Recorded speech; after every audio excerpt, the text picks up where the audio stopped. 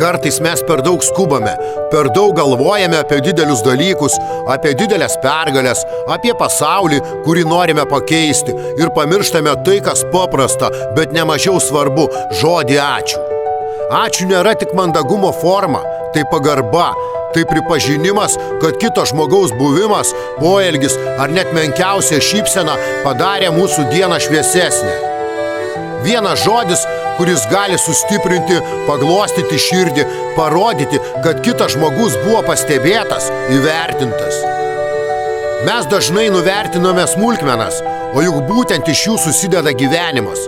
Pasakyti ačiū – tai tarsi pasėti gerumo sėklą, kuri užauga į pasitikėjimą, į artumą, į žinojimą, kad esi ne vienas. Ir kartais tas paprastas žodis tampa didesnis už bet kokias dovanas, už turtus ir pažadus, nes jis ateina iš širdies. Ačiū – tai tiltas tarp žmonių, jis neleidžia pasimesti abejingume, jis primena, kad kiekvienas mūsų daro įtaką kitam. Ir galbūt vieną dieną būtent tavo ištartas ačiū taps kažkieno stiprybė, priežastimi dar kartą šypsotis ar tiesiog nenuleisti rankų.